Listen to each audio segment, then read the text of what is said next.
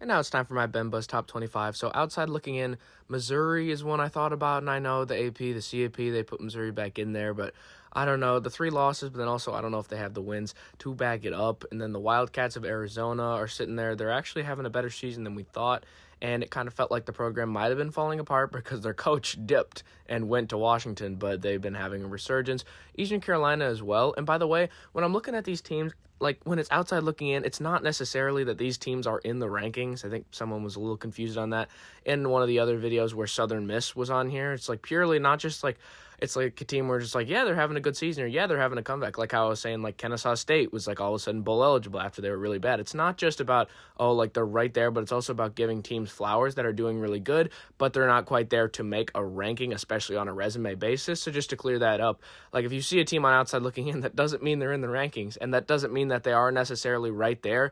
Just mean that they're having a pretty good season, so they deserve to at least be on the screen, not that they're actually in the rankings. You'll see them in one of the orange squares if they're in the rankings. So, yeah, I don't know. Sorry about that confusion. And then Arizona State. I wanted to put Arizona State back in, and maybe I should have, because, I mean, they are three losses, but, I mean, the Texas Tech win is one of the better wins in the country. So that one, that's a pretty good win. And then Western Kentucky. See, this is another one where, like them, San Diego State, where it's just like these group of five teams that are doing really well. I'm not going to put them in the top 25. I'm not going to put them in a ranking, but I'm just like, hey, they're doing pretty good. That's all this is.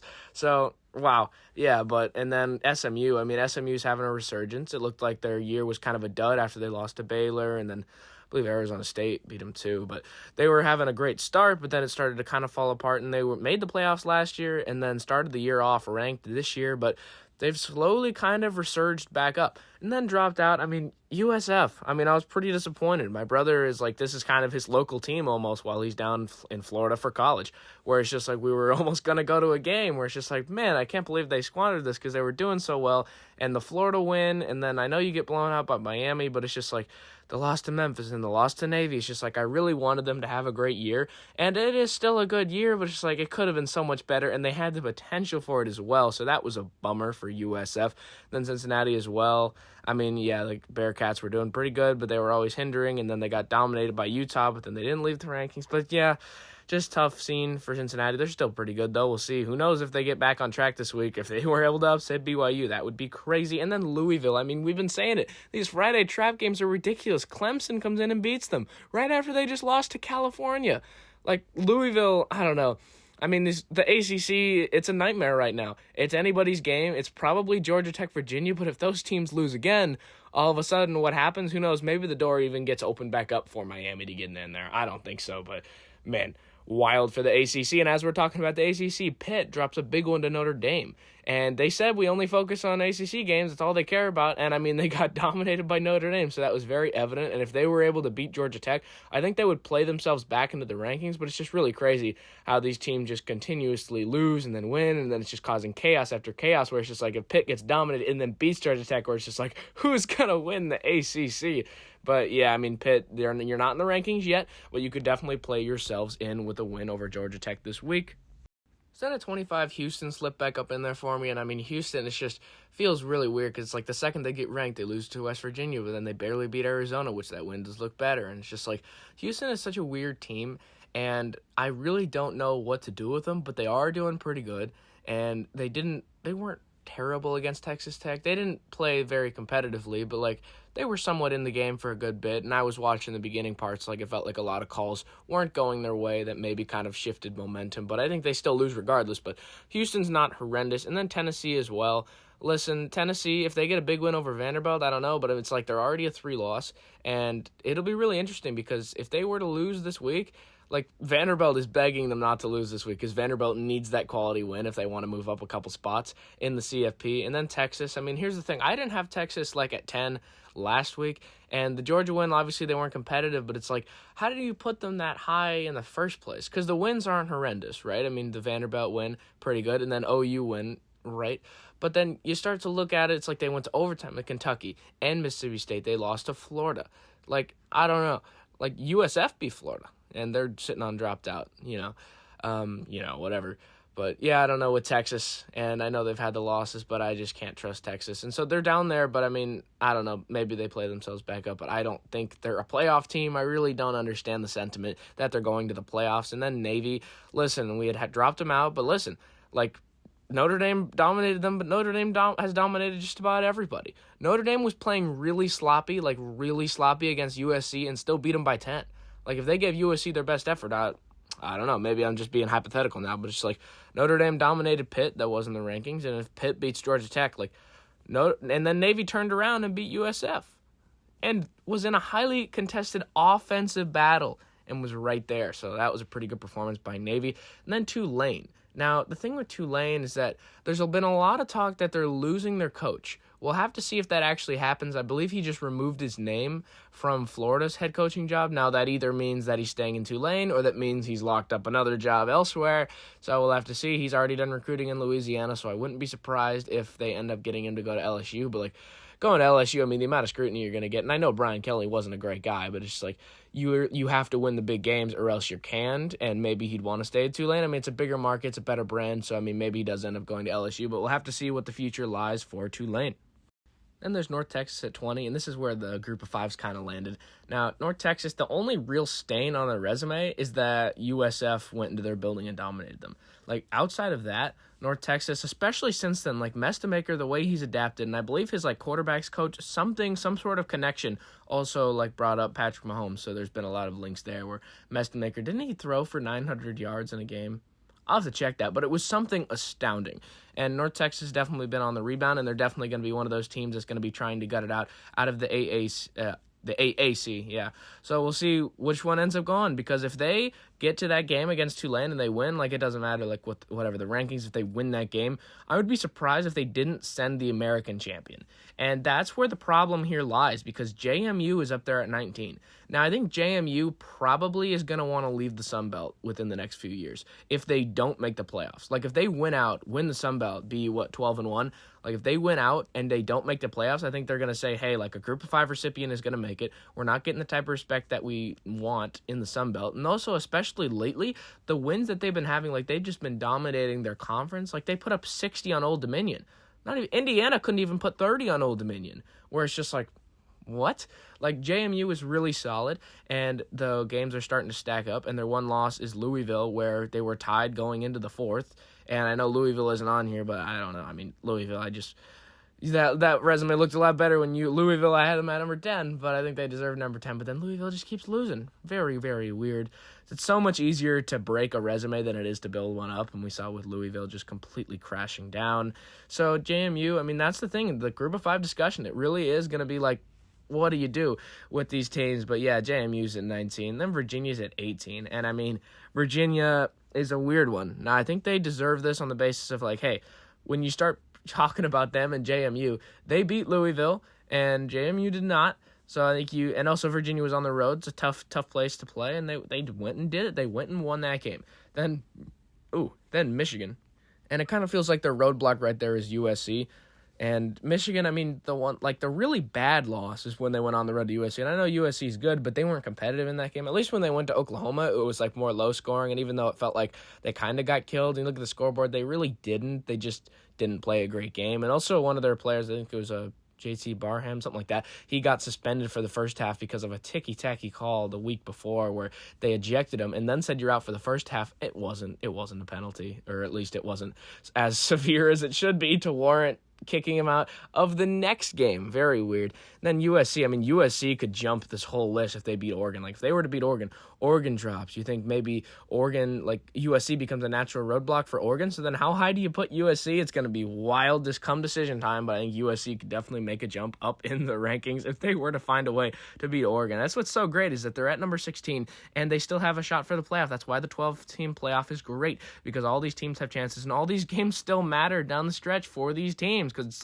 USC normally be oh yeah, Oregon's probably going to win. And it's we can't get to that playoff. It's already too late. But now USC does have a chance, and that's why the parity that we're getting in college football this year is so great, with USC having a chance to go win out, and being a 2-loss team could end up sneaking up inside the 12-team playoff. I think they could do it. So we'll see if USC ends up winning on Saturday. Then at 15, I had Miami, and honestly, Miami it's really interesting because I think they could make a playoff push, but the issue is that they need a lot of things to go their way. And honestly, their biggest chance right now is to get close enough, like enough teams drop out to get close enough to be compared to Notre Dame.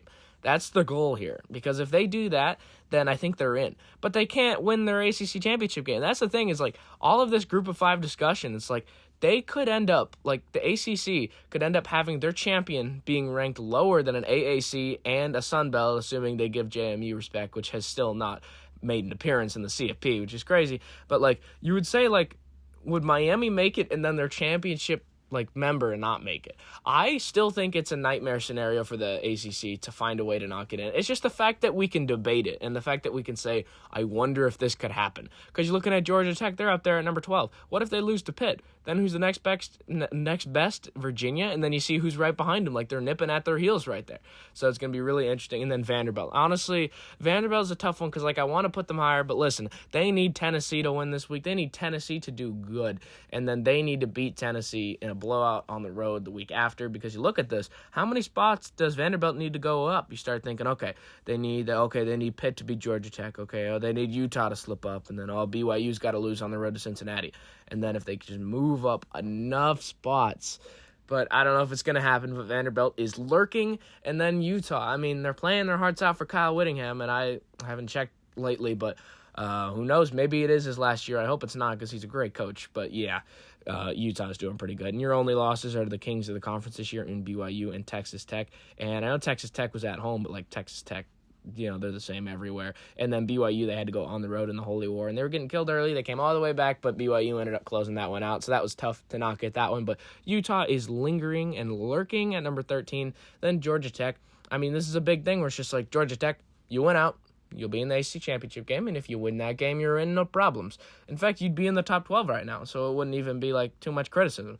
But if Pitt were to beat you guys, and then obviously, like, when you play Georgia, I'm worried about that one too, because then you start talking about, okay, you have 1 loss. If you lose to Pitt, that's 2 losses. And then if you lose to Georgia, that's 3 losses. And then we're not even counting the fact that it's not guaranteed that you win that championship game. So there is still a possibility for more chaos. And we had said, I think the chaos is probably going to slow down. But then Louisville dropped again to Clemson 2 weeks in a row. So who really knows? Then BYU's at 11. I think BYU deserves that. Bachmeier's been playing at an elite level. And I know they just got desecrated by Texas Tech, but I feel like they still deserve that. I mean, they're only a 1-loss team. If they were 2-loss, I think it would be tricky to get them this high, obviously. But I think BYU still deserves that, and I think they have a great outside shot to make that Big 12 championship game. Even if they lose the championship game, I think they still have a chance for the playoff.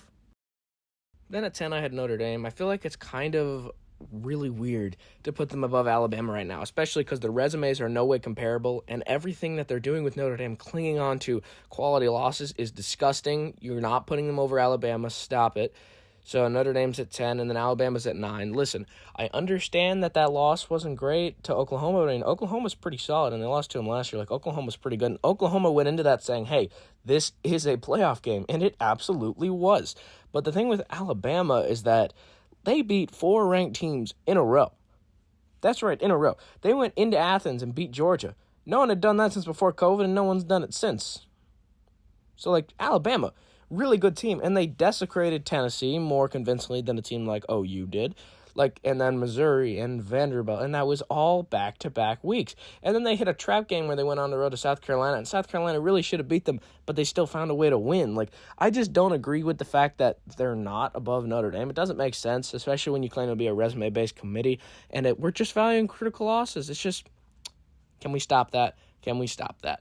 Then OU, I mean, obviously you got to put them above. You really do. And, I mean, you talk about the fact that they just beat Alabama. It's hard to say that they shouldn't. And also, they had to go on the road to do that. I thought last year it's like, oh, it was a trap game. Alabama didn't know what they were going in for. Night game, they went into OU. Oh, it's tough. But then this year, Alabama sees the number. They know you're a good team. They know you're ranked. You're hosting them. And it's a noon game. It really didn't feel like it was going to be a shocker. But Oklahoma, man. My mom's dad, he's an Oklahoma fan, so he's pretty hyped up about this. So Oklahoma's at 8, and then Ole Miss, I think Ole Miss deserves that. They've had some solid wins. And then Oregon. Honestly, Oregon, that Iowa win is carrying a lot of weight. You say, what's their best win? It's kind of the thing. It's they seem like a good team, but I don't know. who really knows if they lose to USC? I mean, this is gonna be crazy. And don't think that I have them at 6 and 16 that I won't adjust when they lose. Like, oh, I'll move Oregon down this many and then move USC. No, like I completely like regroup every week. I'm like, no, Oregon needs to be below them, and they could be so much further down. So just clarifying that as well. But yeah, Oregon's at 6. And then, of course, the second I have some top 5 shakeups where I just move a team around and I say, yeah, I mean, top 5's been pretty similar for weeks, but instead Alabama drops. Texas A&M barely escapes, where I'm just like, okay, I guess I got to rework it a little bit, but it's mostly the same. And once again, all red. What is it with all these red teams and being so good? It's wild. But yeah, Texas Tech's at 5. I think that's definitely fair for them. The thing with Texas Tech is, like, they're a good team, obviously, but, like, you start to really worry about things just because of that Arizona State game. But then you look at it and you say, okay, when Baron Morton's healthy, they're undefeated. The Rodriguez, the linebacker, he's all of a sudden in the running for the Heisman. That was huge to get him snaps at quarterback. I mean, they had to do that to give him. I mean, I didn't know who he was, admittedly, before that happened. That's honestly my lack of ball knowledge. Congrats on Texas Tech. Now, I think they could make a playoff push sitting there with one loss. And then Georgia. Listen, their only loss is Alabama, who's also top 5. And they took Alabama's spot. That's why it kind of feels a little wrong. But at the same time, Alabama, that's 2 losses. But, yeah, I don't know. I don't know. I mean, Georgia, I think they deserve to be at 4. And then Texas A&M, I mean, they're still at 3. Like, don't get me wrong. They still should stay at 3. But, like, I moved the same week I moved them up to number 2 because I was kind of saying, well, they have a lot of more ranked wins than Indiana, even if they don't have like a singular win that's better than the Oregon win. Like the ranked wins, like the resume was starting to stack up for Texas A&M, where I was like, I know Indiana's playing well, but because they were close to Penn State, and I know that's showing that they're a good team and they can come together and win in the 4th. But at the end of the day, I was like, you know what? I still think that's a great thing for their team, but I have to drop them down just one spot because Texas A&M's resume is far better. And literally the week that I do that, the same week, all of a sudden, Texas A&M, you're down 3-30 at halftime. They still won, which, I mean, obviously they're still number 3, but, like, how do you win that game? Honestly, that's more just a South Carolina choke job. It's probably because of that sheriff. I mean, how does this happen? So Texas Tech stays at 3. I mean, they drop to 3. I mean, I just can't, you can't convince me that they're number 2 after that. I convinced myself that they were number 2, and I'm like, And I just saw Indiana up close in person this past week, and I mean, they were dominant. They controlled the game against Wisconsin. The only time Wisconsin scored was off a fluky 4th down conversion, which probably should have been defended better. But yeah, Indiana's at 2. Now, Fernando Mendoza, we'll see. I mean, he's got a great chance to stat pad. That's the thing. It's like with these Heisman races the last couple of weeks, it's like who's going to stat pad the most? And he plays Purdue. And Purdue is not good. So he's got a good chance to just put up numbers. And he's already the front runner. That's what's huge. Now, Julian Sayin is nipping at his heels. Ty Simpson was there for a minute, but he dropped off after the game against Oklahoma. And then Rodriguez, the linebacker on Texas Tech. So you start to think, hey, maybe Indiana's going to have a Heisman. That'd be pretty cool. But what I'm really focused on is this 1v2 matchup. There's no way this is not game day when Ohio State plays Indiana in Indianapolis.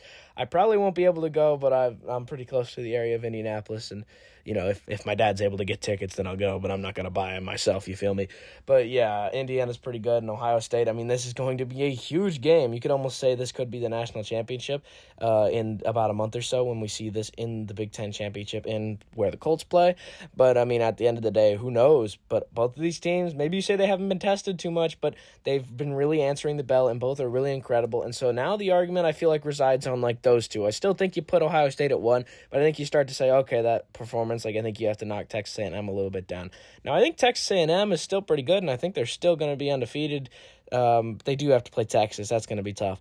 But I don't know. At the end of the day, I think Ohio State and Indiana are number 1 and 2, and I really just can't wait to see that play out in Indianapolis for the Big Ten title. And who knows, maybe in January or so we'll see that play out for the national championship title. So we'll just have to see, but I think you have to go Ohio State. Reigning national champions, you got to do it. But yeah, Ohio State looks like the best team in the country. They consistently look like it week in, week out, where you can say Indiana struggled against Penn State, Texas A&M struggled against South Carolina at home, where you start to say Ohio State doesn't really struggle. And maybe you say that they're going to have like a lot of problems when they get to those points in a game. Like we don't know like what they are in the fourth quarter in a close game because they're never close with anybody. But the real question is, will they be close with anybody?